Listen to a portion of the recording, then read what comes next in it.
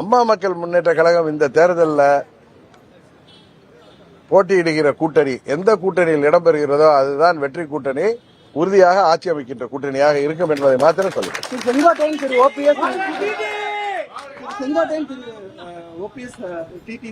ஒரே மேடையில சந்திக்கிறதுக்கான வாய்ப்பு இருக்கா?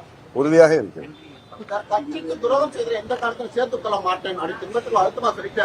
அதாங்க அவரை இன்னொன்னு சொன்னாரு, 26 தேர்தலுக்கு ரோட்ல அடிப்பாங்கன்னு, அது அவரை தான் அவர் சொல்லிக்கிறாரு. இப்ப அவர் என்ன சொல்றாரு, பாஜகவுக்கு நான் ரொம்ப நன்றியோட இருப்பேன்னு. 2017 சட்டமன்றத்தில் திமுக கொண்டு வந்த நம்பிக்கையில்லா தீர்மானத்தை காப்பாற்றியவர்கள் இங்க கூட பார்த்திபன் வந்திருக்கார், எங்க கூட இருக்கிற பார்த்திபன் வந்திருக்கார், சட்டமன்ற உறுப்பினர். இந்த 18 பேர் உள்ளடக்கிய 122 பேர் தான். அப்பொழுது அண்ணன் பன்னீர்செல்வம் உங்களுக்கு தெரியும் எதிர்த்து அவரை சேர்ந்த 11 பேர் வாக்களித்தார்கள். அன்றைக்கு காப்பாற்றிய சட்டமன்றம் அன்னைக்கு பாஜக வந்து காப்பாற்றல. ஆனா அடுத்த கட்டத்திலிருந்து பழனிசாமி பாஜக காலில் விழுந்தது, அவர் 4 ஆண்டுகள் காப்பாற்றப்பட்டார் அவர் ஆட்சி என்பதுதான் உண்மை. ஆனால் இந்த ஆட்சி அமைவதற்கு உதவி செய்தவர்கள் இந்த சட்டமன்ற உறுப்பினர்கள், அவர்களை பதவி நீக்கம் செய்தார் பழனிசாமி. ஆனா எதிர்த்து வாக்களித்த 11 சட்டமன்ற உறுப்பினர்களை ஒன்று செய்யவில்லை. சரியா? அதனால என்ன சொல்ல வர்றேன்னா, அவர் ஆட்சி அம்மா அவர்கள் மறைவுக்கு பிறகு எங்க சித்தி பெங்களூர் சென்ற பிறகு அன்றைக்கு நடைபெற்ற வாக்கெடுப்பில சட்டமன்றத்தில் வெற்றி பெறுவதற்கு காரணமானவர்கள் எங்களை சேர்ந்த சட்டமன்ற உறுப்பினர்கள். அதற்கு பிறகு பாஜக அவரை 4.5 ஆண்டு காப்பாற்றியது எல்லாருக்கும் தெரியும்.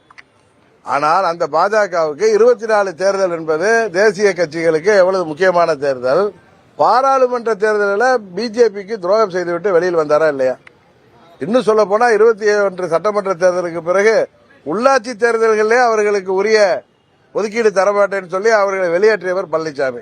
இன்றைக்கு பாஜகவுக்கு நான் நன்றியோடு இருப்பேன் சொல்வது அது ஒரு ஏதோ ஒரு சூழ்ச்சியின் அடிப்படையில் தான். நான் தன்மானம் மிக்கவன் சொல்லிட்டு நேற்று ஹோம் மினிஸ்டர் பார்த்து நல்லா வெளியில தாராளமா வரலாமே, இதை யாருக்கு குறை சொல்ல போறான்?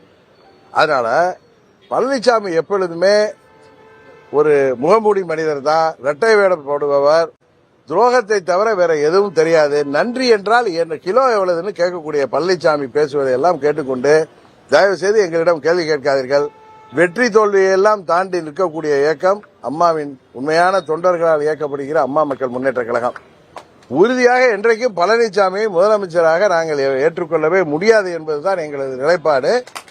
26 சட்டமன்ற பொது தேர்தலுக்கு பிறகு எல்லோருக்கும் துரோகம் செய்த அவரை ஆட்சியில் அமர வைத்த எங்களுக்கும், ஆட்சி தொடர உதவிய ஓபிஎஸ்க்கும், அந்த 4.5 ஆண்டு ஆட்சி காப்பாற்றிக் வந்த பிஜேபிக்கும், இதுபோல எல்லோருக்கும் துரோகம் செய்த பழனிசாமி 26 தேர்தலுக்கு பிறகு உண்மையாகவே நடு ரோட்டில் நிற்கப் போகிறார். அதை நீங்கள் பார்க்க போகிறீர்கள்.